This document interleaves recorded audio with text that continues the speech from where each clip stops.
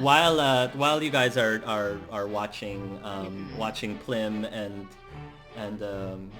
Maximilian, um, he you turn around and you almost bump into the person next to you who is also trying to get food, Hmm. and she says, "Oh, I'm sorry. Excuse me."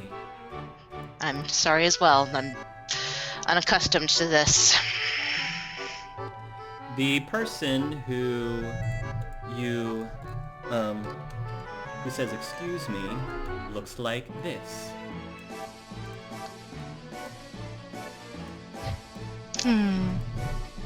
That's her. She will of course respectfully take a step back, and there's already a grin in place because it's Lady Warrior Bond. Yes. She says, "Enjoying the evening?" The woman asks. The evening is fine.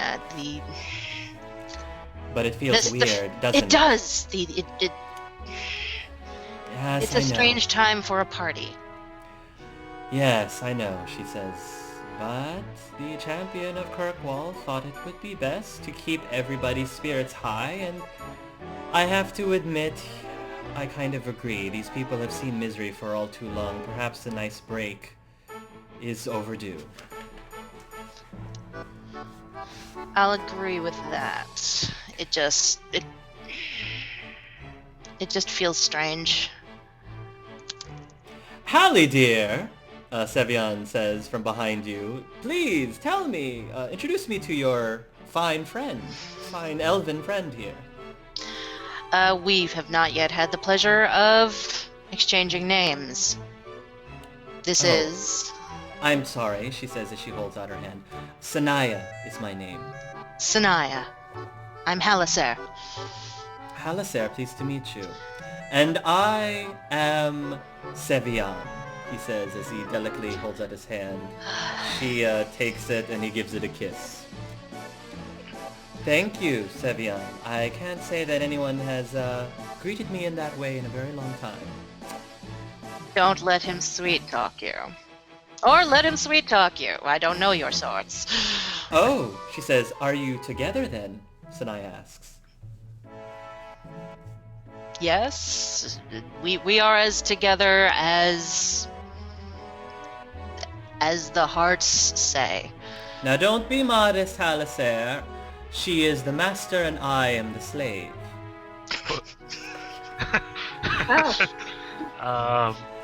I guess that's what we're doing tonight. Sanaya sort of looks a little taken aback by this. I see. Well, I guess I walked right into that then. I suppose. Are you from... Okay. She tries to change the subject and says, are you two both from Kirkwall? Not originally, no. I've had my start around High-Ever. We have been traveling a good long while. Oh, for Eldon. Yes. I'm very sorry about what happened to your home. As are many. But we'll rebuild. She nods as she takes a sip of wine that she has in her hand. And Sevian says, how about yourself? Where do you hail from? Well, to be quite honest, I used to be in the alienage here in Kirkwall. Oh, Huh. the alienage. Indeed. Managed to rise up the ranks ever since, as you can see. Good. They need all of the help that they can get, with all of the craziness that's been going on.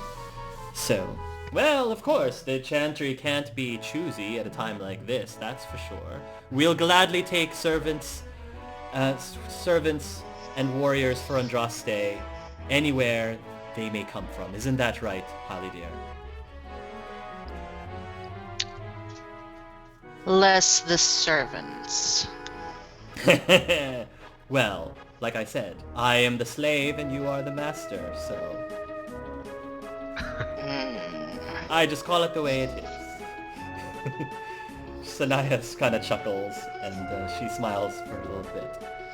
And he says, so how about you? You are It says, so you are a Templar. Well, to be more specific, I'm no longer a Templar. I'm also a Grey Warden. Grey Warden? I beg your pardon, but I thought most of you,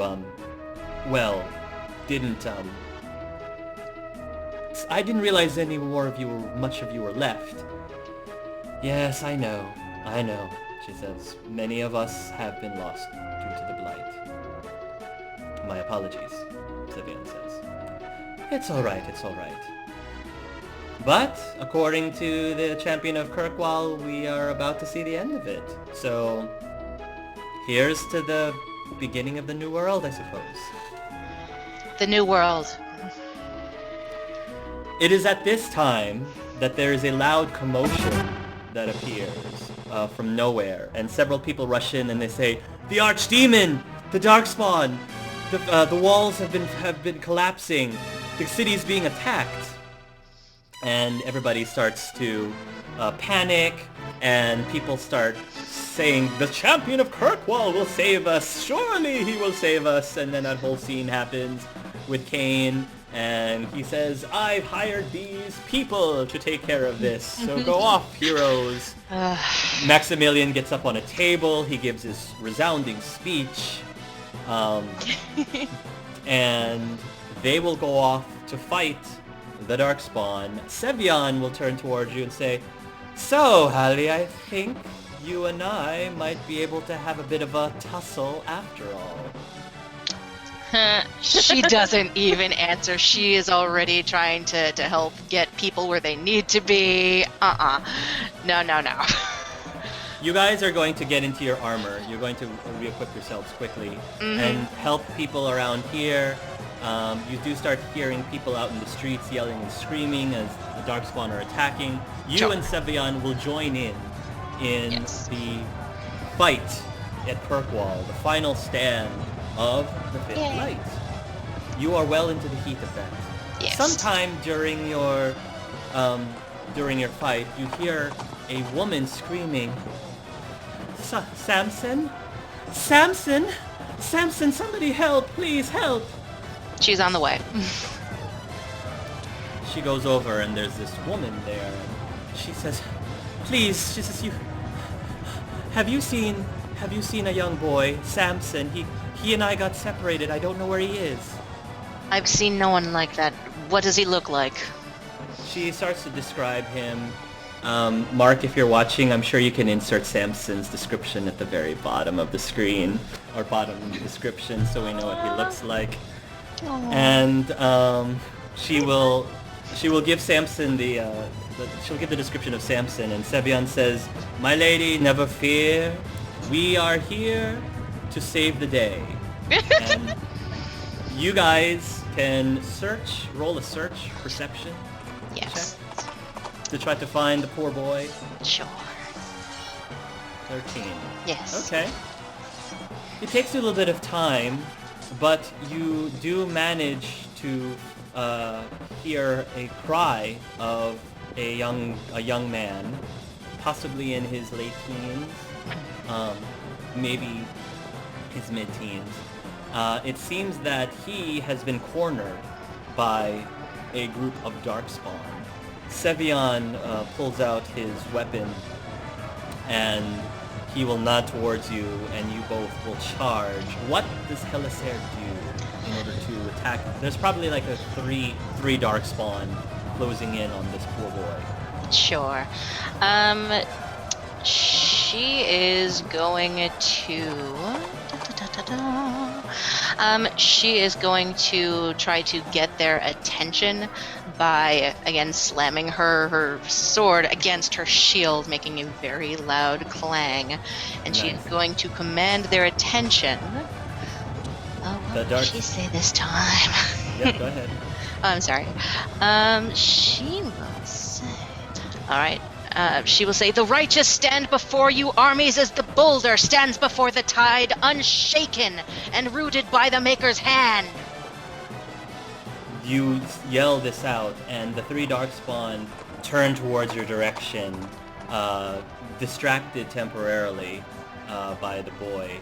This gives Sevian a chance to strike at one of them, lopping off one of their heads. He follows through with another one that takes out the Darkspawn down to its knees. What do you do to the third Darkspawn, Alisair?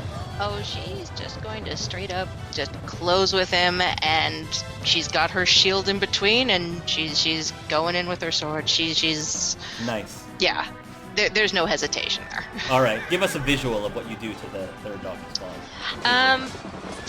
I kind of envision her as, as she closes, say, the Darkspawn, if there's a weapon, it will just clang off of her shield, and as she lifts her sword, she will continue to chant a different verse, and just, it's... There's not much dodging and weaving there. She is capable of it, but no, this is just straightforward, and she's just scorched, just one straight through, and just out and ready and looking Nice. for anyone else. You dish out and to get rid of the Darkspawn. The young man is breathing heavily.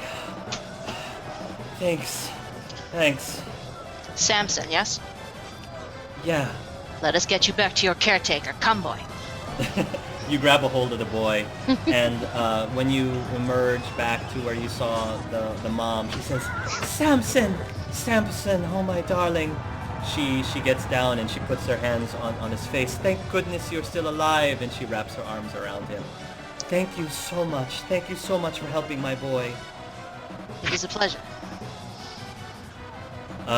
We can't rest on our laurels yet, Hallie. There's still more Darkspawn to be slain. Then let us go! You guys start running around, slaying Darkspawn. While you are turning a corner, as you begin to join in on the fight, you and Sevian bump into a couple of people randomly dressed in burgundy robes. And one of them says, our apologies, sorry. And the two gentlemen in burgundy robes runs off. Sevian doesn't really pay much attention because there's a bunch of Darkspawn in front of you that are attacking a few more people, one of whom just threw something into a building, and there's this big giant explosion as a fire erupts. When the fire erupts, you see this Kunari run into the building to try to save whoever was in the fire. And right next to you is the heroes of Ferelden fighting the Archdemon. And yes, that is Leoldin trying to save the woman in the fire before your very eyes. You continue with the battle.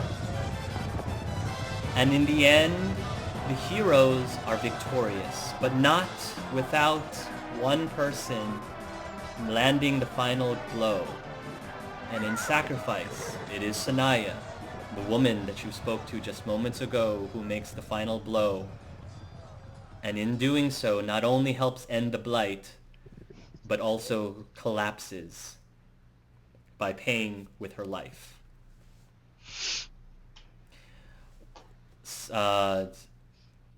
When this happens, and you watch this happening, and Sevian, for once in his life, looks very this silences him. Like, he looks very I wouldn't say distraught, but it definitely affected him, because again, this is a woman that you were just talking to, and now she's all of a sudden dead. Yeah, totally. She fought bravely, he finally says next to you. Indeed. I cried in Act 1. Oh. And then I paralyzed my only friend in Act 2. Yeah, can't wait to see what's happening in 3. Didn't you say that one of your goals was you wanted Andrea to suffer? I think you said you wanted Andrea to break. I do want her to break, and I think want it's starting her to break. to make me cry. I think well, I've already done your goal. And Not only did you break Andrea, you also broke her friend too. So. I broke one of her friend. I don't think you're grasping Too how soon. it should have happened gradually rather than just all in this one. You all know what you were signing up for. You all Yeah, do. we did. Yeah, we You did. knew what you were signing up for. Ended up naked in a box. I don't think I knew what I was signing up for. You made a hot character. It's your fault. You were a hot character. You made a very hot male character with a group of mostly women and a Yeah. gay DM. What do you think is going to happen? I mean, maybe ended up naked, but in a box. Who are you gifting me to? The world. It's funny you say that, but anyway. Not for the reasons you think, but it's funny you might say that. Okay, are we ready to start again? Ooh, all of it. Yeah. Yeah, let's do it. All right, one final time. Everyone roll initiative. Act 3. So, Halisair, some time has passed since the last scene. You are no longer in Kirkwall. You've actually been doing a whole bunch of traveling, and lots been going on with you lately, which I'm not going to divulge yet because it's not quite ready for that in the story. But you find yourself in Antiva City because you are seeking for information about something, and you know what that information is. I do. Antiva is a plutocratic nation. For those of you who do not know what plutocratic means, that means a nation that is governed by the wealthy. Well, governed by the wealthy. Lots of princes and princesses and all that good stuff. In northeastern Thedas, although it possesses few resources of its own, Antiva's location makes it a center for trade in the north. Antiva's wine trade, buoyed by its fruitful vineyards and an aggressive approach to trading practices with other nations, is one of the country's main resources. Allowing for a relatively prosperous life for its citizens, its capital is Antiva City, which lies on the middle of its coastline and is one of the wealthiest in Thedas. The city smells of seawater mixed with wine and spice, or mold mixed with rotting fish, depending on where you're at. Now, there's an individual that you are looking for, and she is known as the Princess of the Gypsies. And this woman, Princess Violetta, I believe is what you call her, possesses information that you are seeking. And Yes. apparently you have done her a favor. I don't know if you've decided. It doesn't matter to me what the favor is. If you know what it is, you can explain it now. If not, you can explain it later. I don't have anything specific off the top of my head. Sure. But you Yeah, did something neither for did her. I. Yeah. Mostly to earn, and in order to earn answers to something. And Yes. that's part of the reason why you did these favors for her. So the princess, she is, while her home base is Antiva, she loves to travel. She loves to see the world, and just like most gypsies, she goes around with her group, her subjects, her clan, with wagons. This is big caravan of wagons. And this is the point in the story where you are going to attempt to speak with her about your Issue. issue. Yes.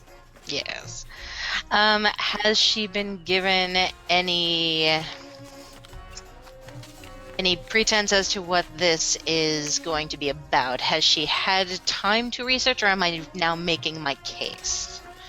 Most of the stuff that I put into your background you don't know yet. This is what you're trying to find Gotcha. out. You don't know any of that yet. You just know something visually is going on, and you believe she would be able to give you some insight.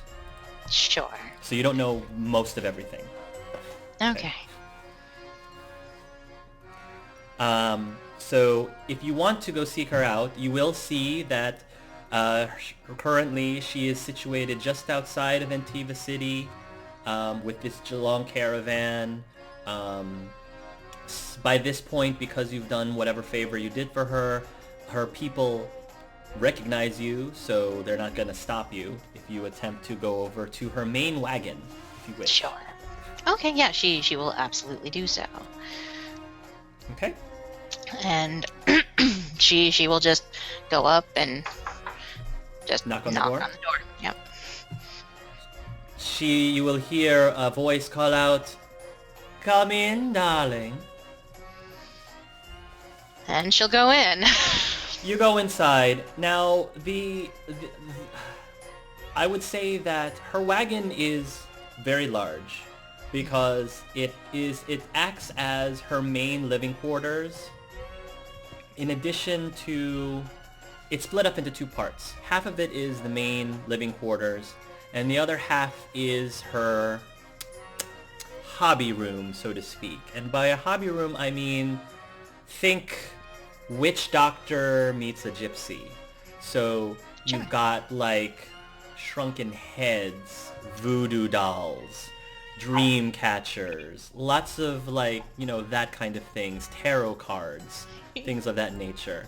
Those are the kind of things that you find in her wagon. And it's maybe spooky to some, but it's also kind of interesting and entertaining, fascinating, mysterious to others. Lots of smokes and mirrors and things like that. And you cross through her hobby area into her living quarters, which is decorated with, a fine rug and, silk curtains and things like that. So this is definitely, that this is one of the wealthier citizens of Antiva, possibly even in Antiva City. And Princess Violetta greets you and says, "Ah, Alistair. I was expecting you." Where are you? Excellent. Good. Then let's get right to it. Very well. You are here because I believe you are looking for a favor after providing me with a favor. Rightfully so. Yes. One for one. I have been told that you have some knowledge as far as some more of the unknown effects in this world.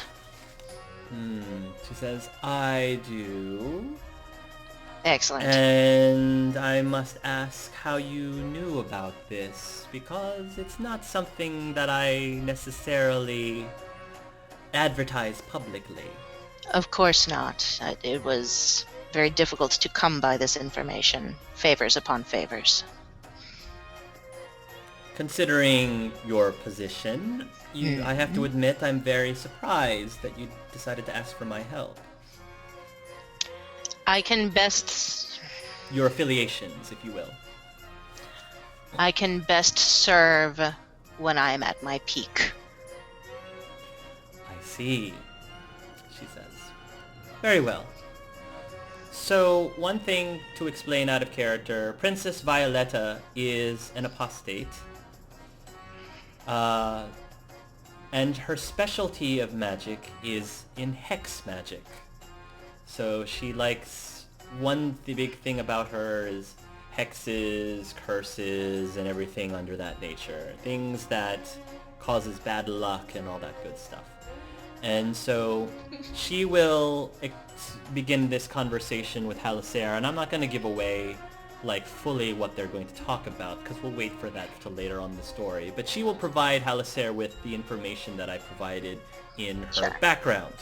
Okay. In addition to that, Princess Violetta will also say that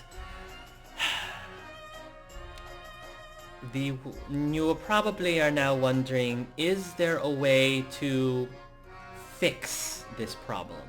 Yes. Well, normally I would be able to help you with that, find the answers to that. Unfortunately, the tool that I normally use to find out such things has to be retrieved. It was taken away from me. By whom and what is it? By your affiliates at the Chantry. I'll tell you what, she says. I will tell you what I know, and you can decide for yourself how important it is for you to get the answers that you need. Because I'm not going to help you either way. This needs a tool that used to be in my possession that was confiscated from me by the Chantry, known as the Eye of Andraste. Are you familiar with this? You can roll a religion to see if Thank you you. know I was what the about to Eye. ask if she knew Yes, that. you may. You've heard the name the Eye of Andraste, but you're not actually sure what it does. You know that it is some sort of legendary artifact, but you don't know what its properties are. Okay. I don't know enough about it. Tell me more.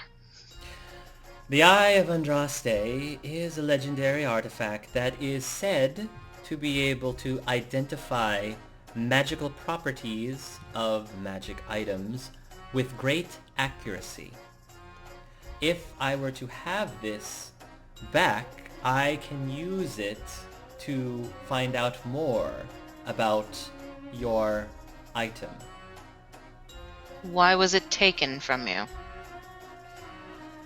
The Chantry felt that such artifacts of Andraste was meant to be under lock and key, not to be used by mere mortals such as us. Sort of like the sacred ashes, I guess.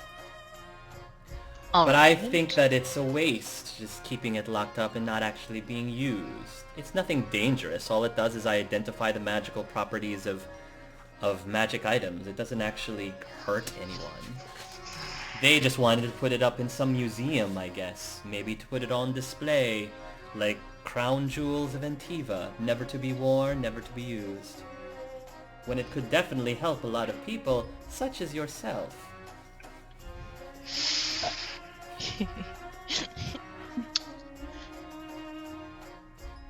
Tell me more.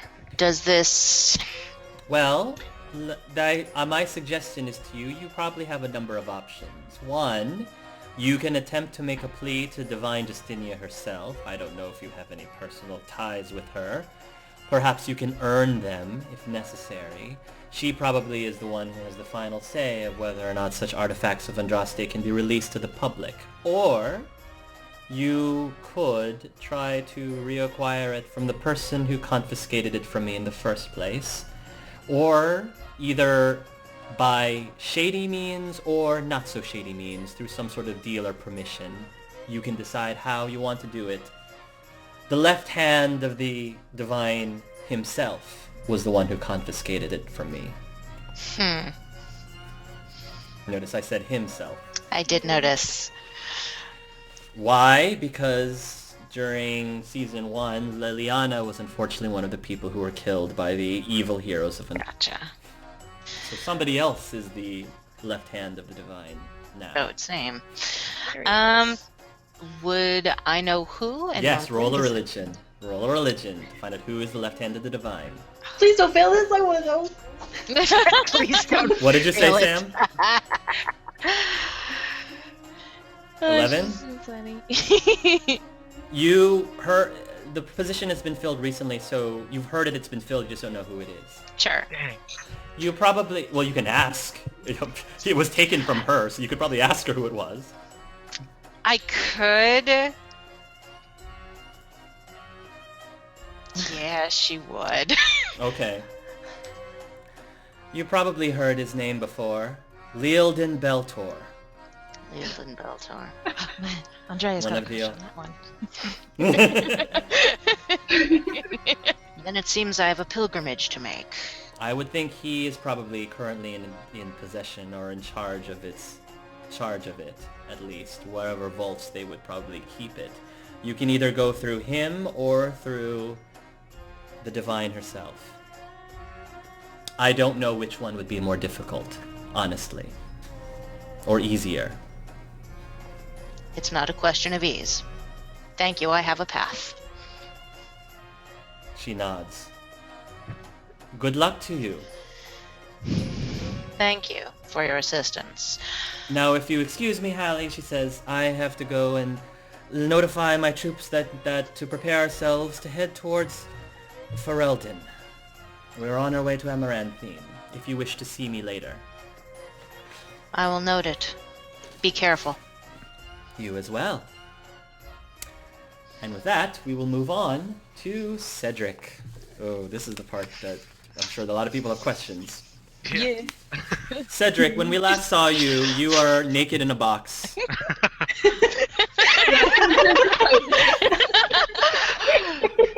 Naked in a box. When Andrea approves. And the person who rescued you from the box is this gentleman that you are familiar with. A brandy, apparently. Yeah. Cedric will look at him and say, "Where in the maker am I?" We're out at sea, he says, making our way to Ferelden. To Ferelden? Oh, no. Are you not aware of this? I was in a box. I see that, he says. And you say you don't know how you got in the box. Not a clue. It must be some kind of foul magic. Forgive me for saying, sir, he says, but if I stripped naked and got into a box, I think I would remember why. Yes, one would think. Have you been drinking, sir? Not to my knowledge. What is your name? He looks at you and says, Hugh. H-U-E. Hugh. Hugh. You look behind him and you notice that Hugh has a paintbrush in his hand, and right behind him there's a wall that looks like it has a new coat of fresh paint. He's partially done, but not completely done. Aw. Hugh, the Tranquil from the tavern, right? I beg your pardon? The tavern where you tried to get the job painting. I suppose so, yes. Cedric is the name. Cedric, you said? Pleased to meet you.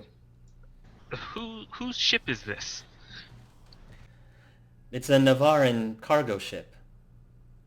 I was hired to paint the walls, although it's very difficult given the storm, and you do feel it's very turbulent. You hear thunder and lightning outside. Cedric, you say that you have no idea why you were put into a box. Perhaps we should take a look at who the box is named for, or supposed to be sent to. Ah, that's probably a good idea. This one's a smart one. He might be a Tranquil, but he's a smart one. Yeah, well, smarter than Cedric, probably. Oh, poor Cedric. Would you? He looks around the box, and there seems to be a tag on it that explains to whom this box is supposed to be shipped to, or at least who is claiming ownership of the box. And the box's name is Taletop Thompson. Taletop Thompson. Mm-hmm. It's supposed to be shipped to Taletop Thompson. To Trelif. Hi.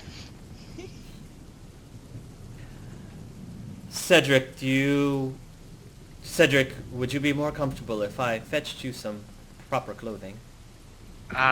Yes, that would be desirable. Thank you. He will run off and try to get you some clothes. Can I look around the, Sure. You wander around. Is there anything specifically that you're looking for? No, just, just to see what's being shipped. Okay. You can't really tell because there's just a lot of crates, a lot of random crates. You can try opening some of them if you really want to. Oh, no, The crowbar is still there. No, I need the crowbar to be perfectly placed. Oh, okay.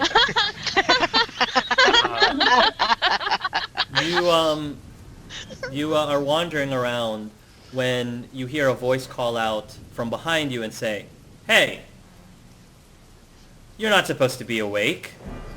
And when you turn around, you see three people.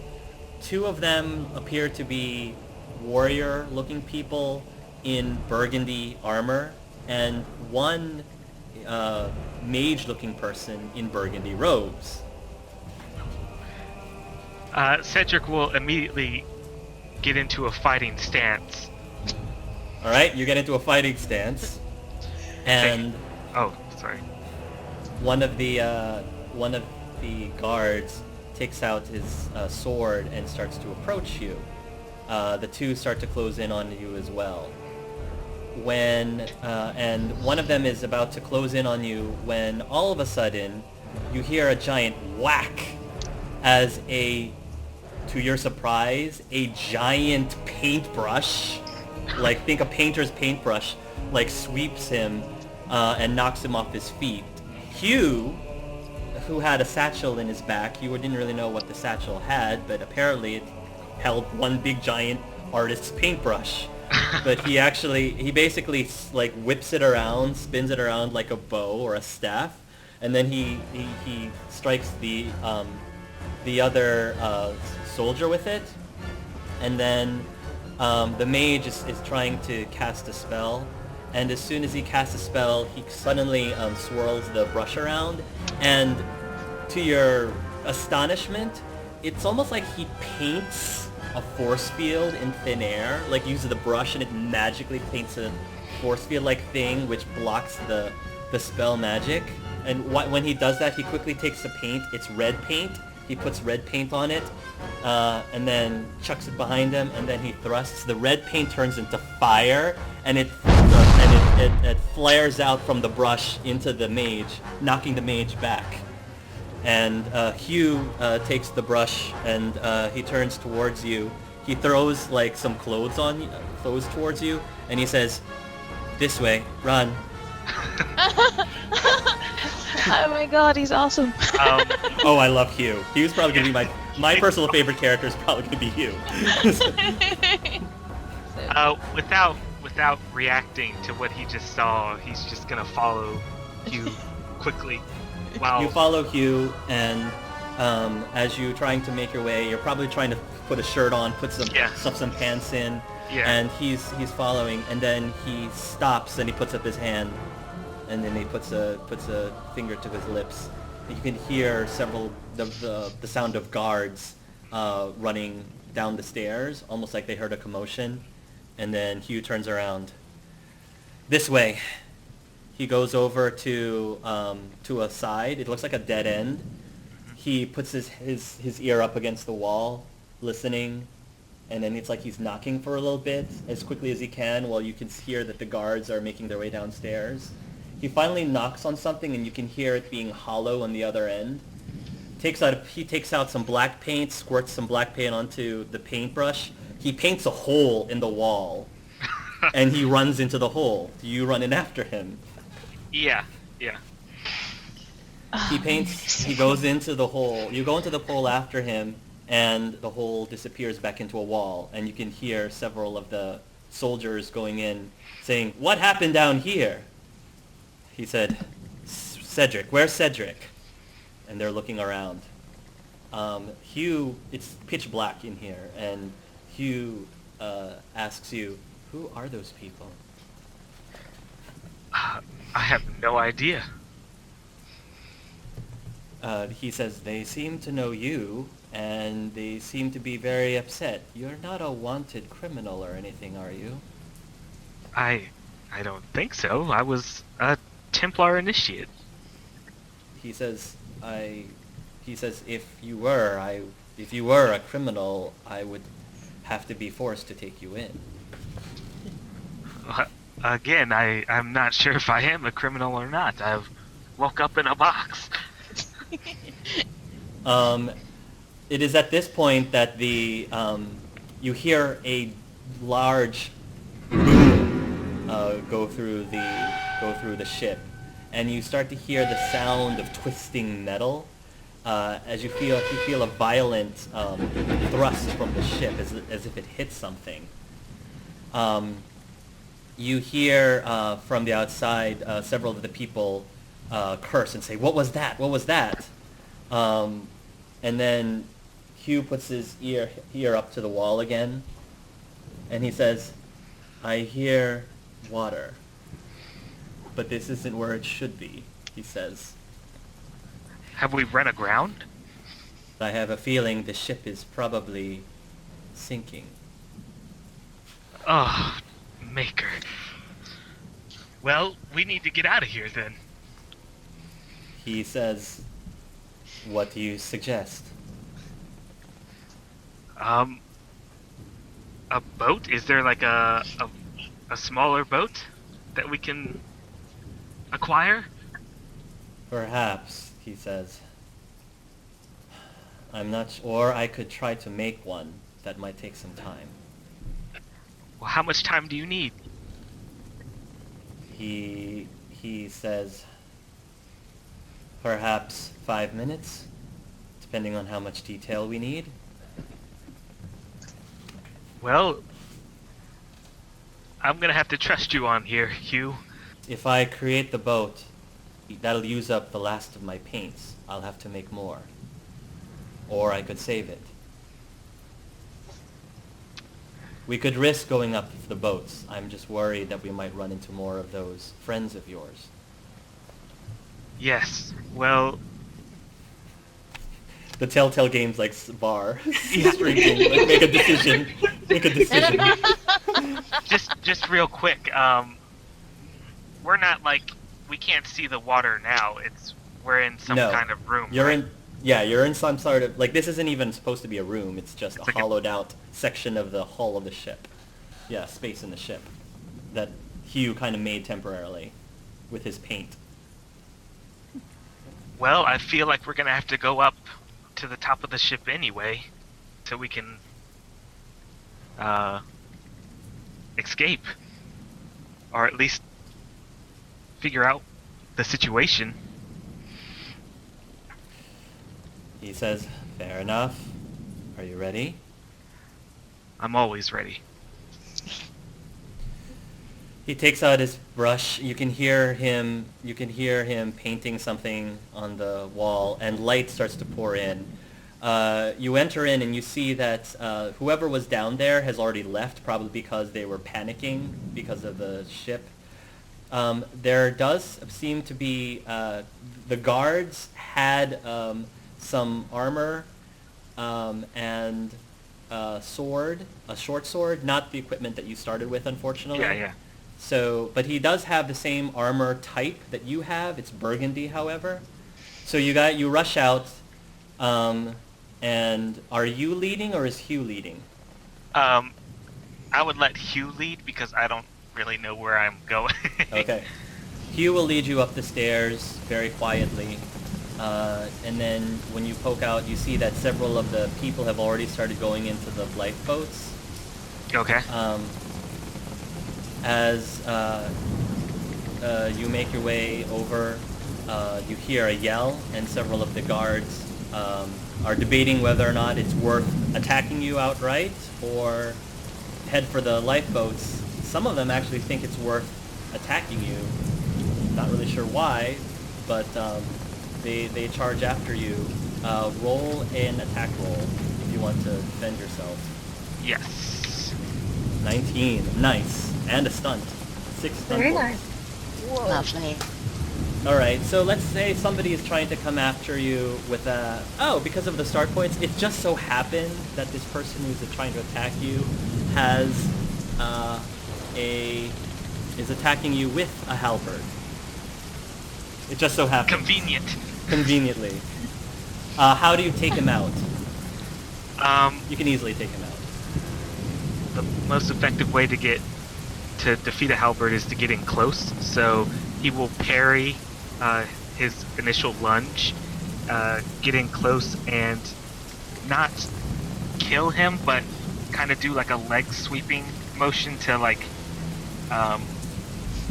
cut his hamstrings. So Okay. like Nice. he'll probably die because he'll drown, but I didn't do the killing blow. Okay. With that, And- you take him down, and you probably confiscate the halberd from him, Yes. and you make your way towards the ship. When you reach the side of the boat, most of the lifeboats have already been taken. The ship is going down really fast. You're running ahead, and you hear a yelp coming from Hugh. And as you turn around, you see that somebody has fired an arrow, and it's actually got a hold of the bottom of his leg. Got him on the leg. He trips over and he falls, and his brush clatters onto his giant paintbrush clatters into the floor. As three of the soldiers are starting to close in on him. The boat is right there. You can jump on it right now and leave ship, or you can stick around. It's up to you. No, he's gonna stick around. Okay. Who would get to Hugh first? This big burly-looking guy with an axe. Oh Jesus. Okay.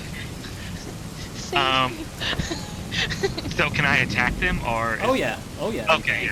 I'm gonna try and attack the dude with the axe since he's gonna get there first. Yes. It's a battle axe. So Okay.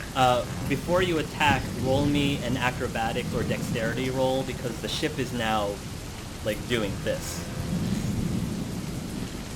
Rain is pouring down. There's thunder and lightning scorching. This is just a mess. It's a total mess right now. 11. 11. All right. You attempt to strike him with the axe, but he ends up. Oh, I'm sorry. That was the dexterity.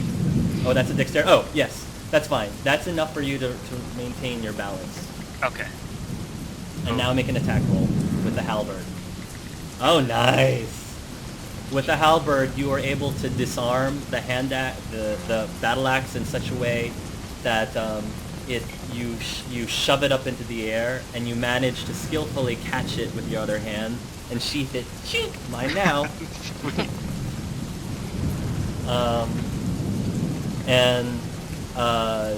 The other two says, "It's not worth it. Let's go." He says, "But the package, he says, going towards Cedric. He says, "Come on, man, we gotta go." And so they're gonna start going into the ship unless you want to follow them. But again, the boat's probably about 15 feet from the surface of the water at this point. No, I'm gonna run over to Hugh and help him up. You help up Hugh, and he's hobbling. He's his leg is gonna need some time to heal, and his paintbrush is rolling around on the deck. I'm gonna try and grab the paintbrush as well. Can I? Yep. Roll a dex. Okay. 14. That's enough. You pick it off. You get into the boat. I guess Hugh takes a little bit of the paint, and then he makes a swing with the paintbrush against the rope, as if drawing a slash through the rope. And then the boat falls into the water as the rest of the ship, the cargo ship, starts to sink. Oof. Oof. That was close. Next, Theobin. Nicely done. You're That was a alive, great scene. Cedric. Yay! And you saved Hugh. I was gonna let him die. I'm so happy. I guess those guys just really wanted naked Cedric in a box. Well, you heard how upset they were of losing the package. Yeah, His answer I really wanted is it. I'm over here. Package. Hugh's already seen the package, so. Oh my gosh. It's a good thing he's tranquil. He might have a little crush after that. Oh man. The maker provided me with excellent rolls when needed. Yes, exactly. And your dice are good too. Yes. Oh my, oh my, oh my. Alright, so, with the open, things are picking up. Theobin, you are in Orzammar again still. Not in Okay. the surface.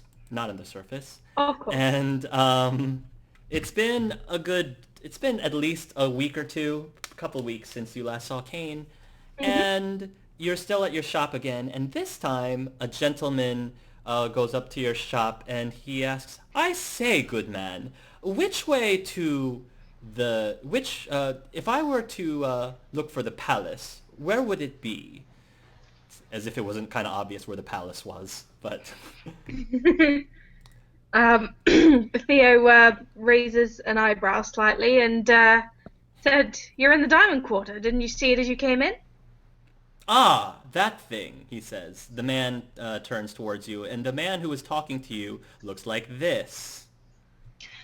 Sevian Hannick. Ah, okay. I see Alistair like reacting. Oh, Savvy. "Thank you, my good Yeah, man." And he tosses you a don't silver... worry.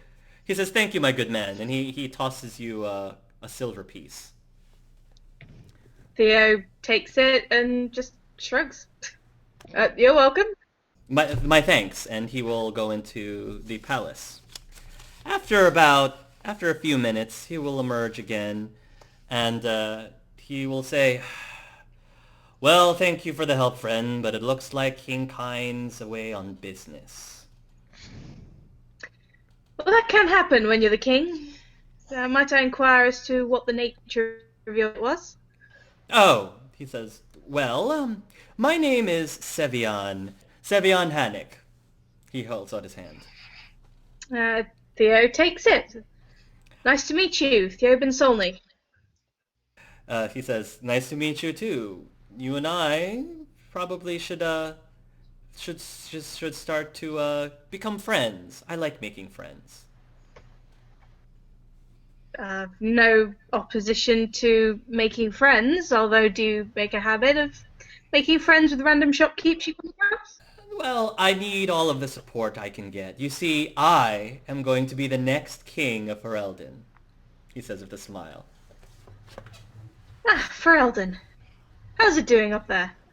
"Oh, well, we're doing as right as well as can be.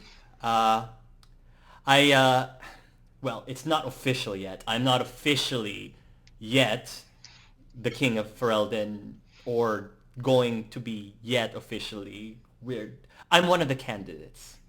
And I thought that it might be nice to put in a good word to your fine king, perhaps have his support." Theo's listening, humouring him. You can tell he doesn't really care who. Yeah, he rules doesn't care. But he's listening intently. He's not being rude or anything. And you think King Kyne can help you in this endeavour? "Well, of course," he says. "He actually is going to have a say as to who is going to be the next ruler. It was the idea of the council. They thought that it would be important for, if Thedas was ever going to pick itself up, it needed the support of everyone in the lands, including the leader of Orzammar, the leader of the Magi in the Circle of Magi, as well as the humans, and whatever Dalish happens to be in the land still." Theo looks quite attentive to this information. He says, "Well, that's very nice of them. I don't think Orzammar's king has ever had a say in who rules Ferelden. This is quite a bizarre turn of events." It's more of in good faith. It's more a gesture of good faith. Well, if it's a friend you're after, I'll be a friend, and I'm sure I'll be able to let you know if I hear that King Kane is back in the palace. My thanks. And he says, "Do you have a business card of any sort, Sir Dwarf?" In fact I do. And he starts rummaging through lots of papers that are kind of paper-weighted by a few flasks. He's not the most organised of dwarves. He's shuffling, and he finds a little scrap of paper with his name on it and his occupation, and he hands it to him. Oh, okay. And what does that, just out of curiosity, what does it look like? What does this card look like? It's not overly...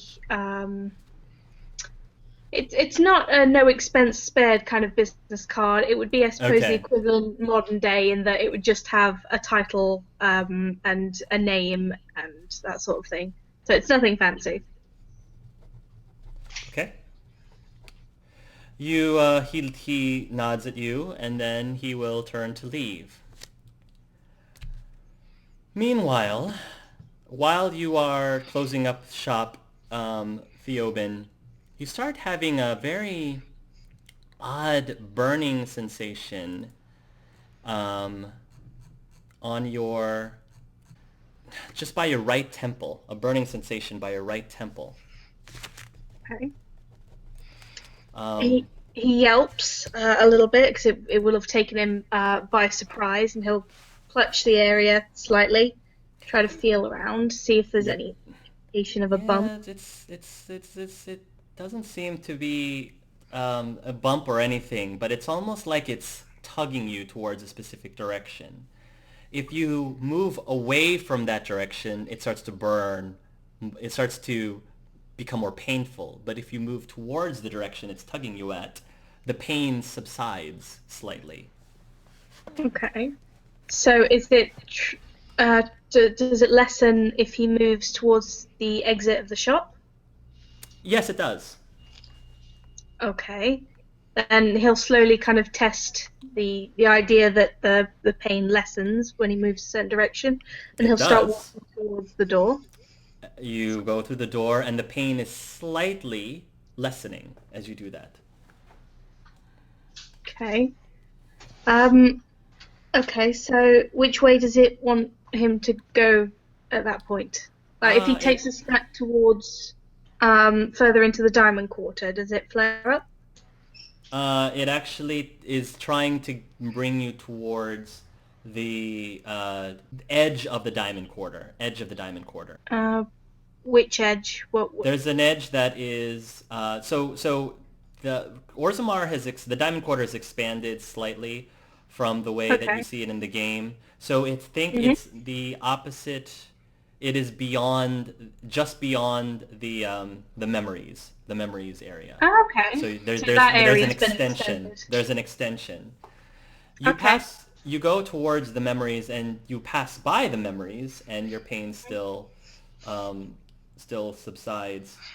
And when you arrive, you get to an entrance. Now, this entrance has been sealed up over for a number of years because this is where the Anvil of the Void used to be stored, and King Kine had it sealed up. When you approach the entrance of the Anvil of the Void, you notice the faint sound of a crack from the other side of the sealed up door. Interesting.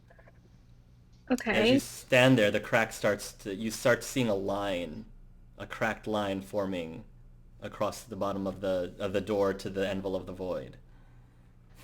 So something on the other side is cracking through the door. You're not sure if something on the other side is cracking through the door, but you think that something connected to this burning sensation in your head is possibly connected to the fact that this door seems to be cracking open. Okay. How's it been sealed off? Is it boarded up? Is it locked? It's like they put up a cement wall almost, like they put up a brick wall over it, just to make sure that nobody goes into it to use the Anvil of the Void. But as you're studying it carefully, the crack continues to get more and more. It gets larger and larger, and this is relatively late at night. And then it then collapses in itself, and you feel this rush of air from the inner chamber, this musty air as the dust settles. Mm-hmm. And there's a glow on the other side of the room. Something glowing on the other side of the room that you can't tell what it is unless you follow it.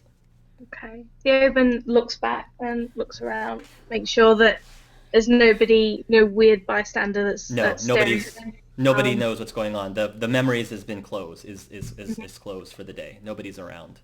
And he will slowly approach towards the light. You slowly approach towards the light, and Besides the light, the other thing that you notice, to your shock, is that the anvil of the void is no longer there. It's missing. Okay, and he would know definitely that the anvil of the void was in fact Was there. It was supposed to be there. Where it is now, you're not sure, but there's like, it's where it was, its stand was there, but the rest of it is not there. It's disappeared. there. Okay. So he notices it's gone and he Yes. just says, "By the stone," and he continues to approach the light. I'm All presuming right. that's Kenna, we're back to you. Don't leave it We're back to happen. you. Things are picking up faster and faster. Kenna, it's been some time since the events at the Frostback Mountains. You have been living mostly on your own with the whole beast. You have been living off of the land with you and Esborn for a number of years now. Just trying to make ends meet, basically. It's been 5 years since the Blight had ended. And you have seen some glimpses of hope around. People have started to come back to the lands. You do end up seeing this flying airship hover every now and then, dropping off supplies and helping the citizens there. And there definitely has been a lot more activity going about. One of the people that you run in during your travels with the Hold Beast, and this is, right now you are down on, you basically have left the mountains and you're down, you are in the Dales. You're in the Dales. You're in the Dale side of the mountain right now. When you are wandering around the Dales, you notice that there is a familiar face who has a cart wagon. Malcolm, the merchant, is there. And Malcolm the merchant appears to be talking with a lady who's currently looking at his wares. This lady is probably someone who lives in a cottage in the forest of the Dales of some sort. Nice looking man. And when he looks up and he sees you and the bear, and it's kind of hard to miss the bear, at least. And he gives you a wave. She waves back excitedly. Do you approach him? Yeah. You and Esborn approach it. The woman looks towards your direction and she gasps as she sees the big giant bear. It's all right. It's all right. He says, "It's all right. The bear is with her, and the girl, she's a friend. It's all right." He's quite friendly, I assure you. And then I'll like give the bear a little bit of a nudge for him to do the little bear wave. This is calm down. The bear kind of gives a. If bears could eye roll, he does the eye roll, and then he like lifts up his paw like a wave. Oh, I see, the woman says. Well, hello, if you don't mind, I'll just stay on this side of the cart. Just, me and animals, we just don't do well. It's no problem. We'll stay over here. Don't worry. I could tell him to go back if you'd like. I'm sure he'd prefer to smell something over there anyway. Mm-hmm. While she's looking through she's wares, the woman says, "So Malcolm, how have you been doing?" "Well, things have been good, as well as they could. How's the other side, Ferelden?" Ferelden is rebuilding, doing what they can. We're doing whatever we can to fight for survival. That's really all that you can hope for nowadays. I see. She says, "Malcolm, and how about your son, your boy? What was his name?" Gerard Payne," Malcolm says. "He's fine. The last I saw him, I believe he was on his way to New Denerim." "Oh, Gerard, he's such a great boy. Yes, he's trying his best, trying to do his part. The Pain Dynasty, of course. Probably should find a better name for that. Um, of course, Malcolm. Kenna, he says. Good to see you. I See you too, Malcolm. found this in my travels, he says, and he takes out his hand and he holds out what appears to be a bag of something. Oh, what's this? Just a little something that I found that may be of use to you. I thought that you would probably do better with it than I would. All right, and she takes the bag and opens it. You take the bag and it's filled with gold-looking glitter, gold-like glitter, and he will say, he fixes his spectacles. I believe that is disappearance dust. You put it on yourself or other people, and it apparently is supposed to make you invisible for a limited amount of time. I don't think that there's very much, probably good for 3 or 4 uses, depending on how large the person is, but it might be good in a pinch amongst all the, dangers out in the wilderness. This is a fine gift, Malcolm. Thank you. I think I have something for you too. And she goes into and she pulls out just like a really nice fox pelt that she found. That's for you. Oh, thank you, he says. That's very kind. It's very sweet of you. And I'm sure that if Gerard was here, he would have said hi to you too. He didn't want me to tell you this, but he kind of sort of fancies you. You didn't hear that from me, though. That's nice, Malcolm. You could tell him I said hi. Well, anyway, if you I haven't really seen much of you lately. Are you doing all right? As good as can be. Just been wandering around looking for, people. Yeah. The bear groans as he's looking towards Malcolm. Oh, yes. I didn't forget you. Let's see what I have today. Oh, here we go. He opens up a sack and he pulls out what appears to be something with ice in it, and it's he pulls out looks like a fish, and then he holds it up and then he tosses it towards Esborn, and Esborn catches it with his mouth and starts eating the fish. Ugh, he just ate like 2 hours ago, that bear. It says, well, how could you say no to those eyes? Malcolm says. He does have that cute face. He will nod at you and say, well, I think I should probably start to get ready to continue on. I'm on my way to Orlais. Do you need any assistance? Making a few deliveries, yes. Hopefully open up sell a few of my wares there as well. Oh, quite nice. Are you going to be okay traveling by yourself? We're more than happy to accompany you if you'd like. No, I'll be fine. No one's really...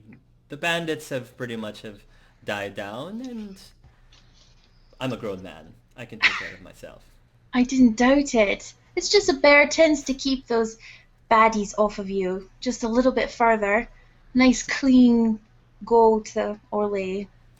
Well, don't you worry about an old businessman like myself. You go on back to your business. All right, Malcolm. You take care of yourself now, and thank you for the gift. Of course. And he nods as he goes back to what he's doing. Moments later, you make your way over to a small patch of the woods of the forest, and you see a very curious-looking being, figure, in the distance.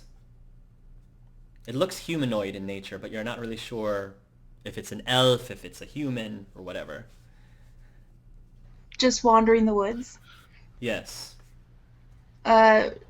She's going to be cautious and sort of stealthily approach. Okay. quiet as she can with the giant bear next to her. The bear walks towards you, and as you get closer to the person, you believe that the figure is female. It's a female, and she's got very dark skin, and she is dressed in, I guess, medium armor, and her face is veiled. She's got a veil around her face. And you see that whoever this being is sort of cupping her hands like this, like trying to get something to come out. And as you watch carefully, the creature that ends up coming out is this little fennec fox, this little fox-looking thing. And the woman kneels over and is still trying to entice the fox to come in. And the fox is like, he's sniffing the air and he's coming a little bit closer. And when the fox gets up to the woman, she throws out what looks like to be pieces of kernels of corn or something. And the fox starts to munch on it. And the being starts to very carefully reach out to try to stroke the fox, the fennec. At first, the fox jolts a little bit, but then when the creature starts petting it, the fox starts to nuzzle a little bit and begins eating the corn.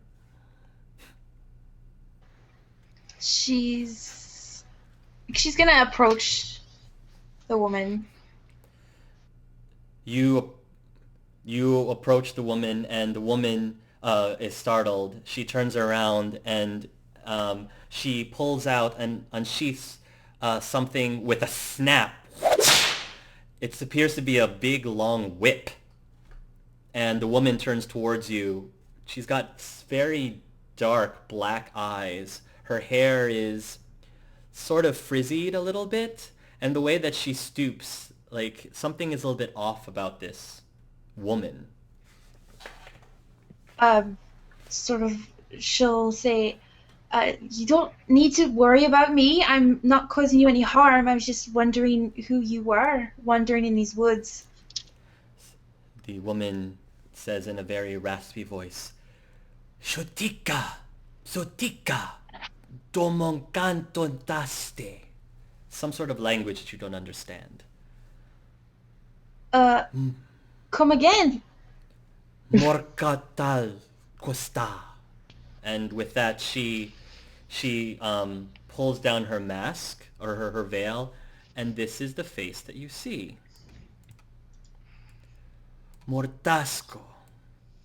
This is a female darkspawn. But she's talking to you. And she doesn't seem violent. In fact, what she was doing earlier was definitely behavior that you've never seen a darkspawn do before.